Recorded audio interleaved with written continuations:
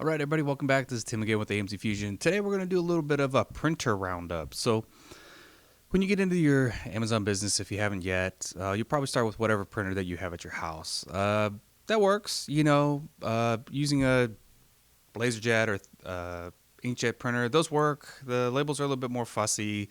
If you only use half a page of labels, trying to turn the page around, make sure you have enough, or people will actually just peel off the labels and put them on empty sheets just to like combine them down so they don't waste them, stuff like that. They work, but thermal label printer is so much better. And we're going to give you a demo, or not a demo, we'll show you a few of them that we have here at the warehouse, and then we'll go from there. So we got a couple of these that we bought off of Amazon. So the first one is the IDPRT. This guy's kind of big and bulky. It does work well. We've put about 1,000, maybe 1,500 labels through this thing. Zero issues, completely flawless. It's done a really good job. What I do not like about it, though, which is probably more specific to us, the way our tabletops are set up, we put our labels underneath, and they feed up from the back and come into the slot from the back. So imagine this printer sitting on the shelf. You're looking at it from the side. Our labels are underneath. They feed up from the back and come into the back. And so when we do that, trying to feed the labels, this is the front for you guys. When you try and feed the labels, you open from the side here. Come on. And it opens like this. It hinges from the back. So the downside about this is just a little bit harder to access the labels. You're trying to reach around the printer, feed them from the back, see what's going on, and close that printer like that. So this little printer, it was a good price. It worked, like I said, flawlessly. Can't complain too much about that, but not our favorite. This next one is called the 4 Barcode. This little guy I do prefer personally more than this IDPRT. If I was going to buy these two, these are about the same price on Amazon. I would prefer this one. You can see the size difference. This guy is quite a bit smaller, more compact. This seems to be more like a Rollo. Very nice looking little printer. This is the Offnova 4 Barcode Offnova printer. Again, we put about 1,500 labels through this, and probably a little bit more on this one than the other one, just because we actually like it a little bit more. So the benefits, I mean, it's basically the same thing, but it opens from the side. So again, if you're looking at this thing from the side, you're trying to feed the labels from the back, you can clearly and easily see what you're doing. You're not trying to look through the slot of the printer to see where your hands are feeding these labels. And then it just simply hinges shut, just like that. It's a little bit easier, like physically, to open, when you have to change out your labels. And yeah, like I said, it's been a good little printer. Same price as the IDPRT label printer, but I definitely would probably choose this one over the other one.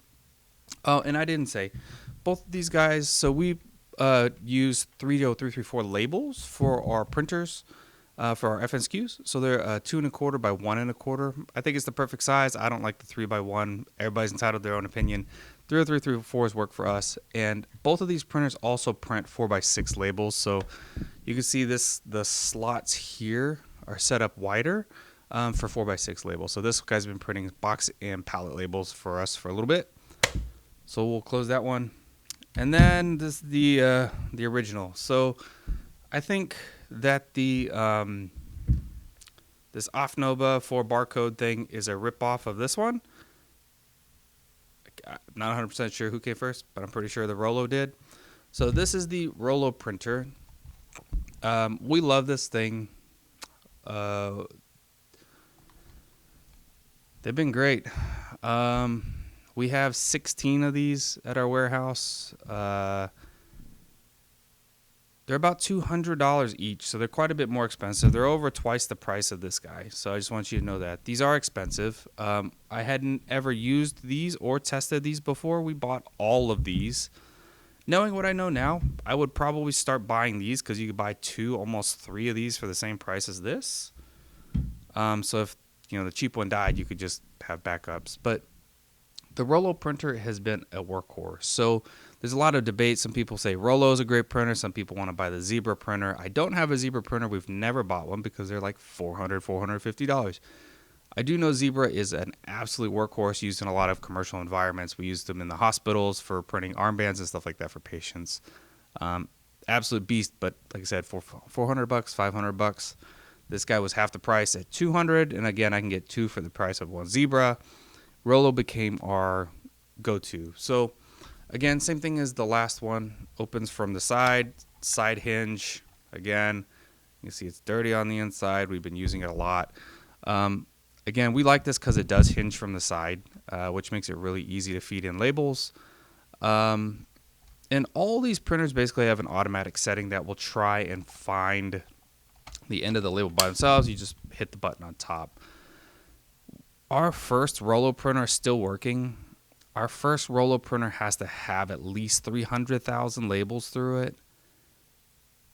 Out of 300,000 labels, just a couple of little flukes. Usually what you need to do is open this up and clean the print head and make sure this roller isn't all gunked up, doesn't have any residue from stickers or anything like that. But the print quality, everything has been absolutely amazing with these Rollos. Like I said, we have 16 of them at our warehouse and wouldn't hesitate to buy more if you need to. We've actually bought a couple of the refurbs off of eBay for like $150. So that might be an option if you want to get a Rollo for a little bit cheaper.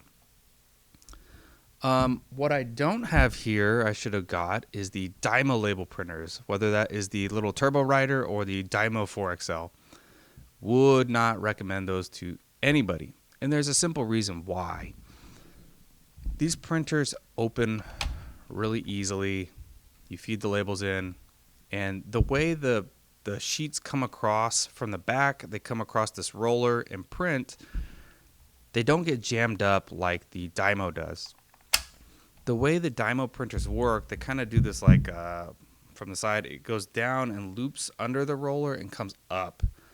And so when that happens, every once in a while you get these darn labels that separate from the peel or the plastic piece, and then they'll get stuck on that little power roller that's feeding the labels, and they get wrapped up in there. And it is horrible, any of these things, because they're gear driven, trying to peel the sticker off, and then you have to turn this little roller by hand and try and peel more sticker, turn it by hand, peel more sticker. And sometimes the labels on a Dymo printer will get so jammed up you actually have to remove the front plastic piece to get it to some of the labels, especially on the little Turbo Writers, the small ones. We've had the Turbo Writer little one and the Dymo 4XL, the bigger one that does 4x6, and the smaller labels like the 3034. Like I said, for the price, you can get this thing. You're not going to get a Turbo Writer for this price, but you can almost get one of these guys for the same price as the little Turbo Writer. So, like I said, Dymo would not recommend. We have thrown away a couple of them. They still worked, but we threw them away because we were so frustrated. We had one where the front came off so many times while trying to peel out labels. It wouldn't go back on, so we just threw it away. The other one got thrown on the ground because of frustration. And also, one more thing. These printers have some type of sensing unit here. I don't know exactly how they sense it, whether it's this little sensor here or what, but these guys can sense any type of label. So if you just put the labels in and then you hold this little button right here, it will automatically feed the roll of labels in and out until it finds the end of a label, and then it knows exactly what size the label is and where the break is.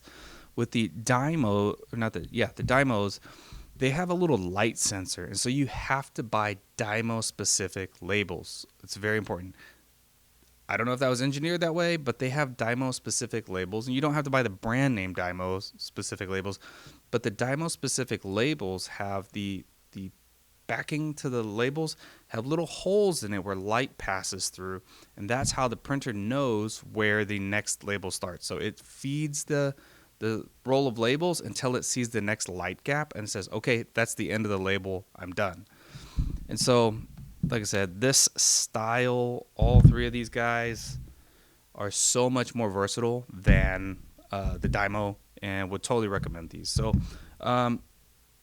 If you guys are using Listen Ship software and you don't have a thermal printer yet, we are actually going to, we say it's a free thermal label printer to help you get started, but we will buy you one of these through store credits, and you don't have to pay for software if you show us your Amazon receipt for one of those. So again, we have no affiliation with either of these two printers. We just found some affordable printers that could get people started and had to give it a test, make sure A, it worked with our software, and B, it was quality that we wouldn't mind. And like I said, between the two, we got 3,500 labels through them, and zero print issues, zero nothing. I mean, they've been great. So hopefully that was helpful. Like I said, when you're getting into Amazon, you're getting a thermal label printer for the first time, definitely would recommend one of these cheaper ones. They've been absolutely flawless for us. And then, of course, the workhorse of a Rollo. Like I said, we got a boatload of these at the warehouse. They've just been absolutely great to us. So hopefully that was helpful. If it was, click on like and subscribe down below. Hopefully you guys will see you on the next one. We'll see you tomorrow. Try and bring you some value to your business every single day. All right. Thanks.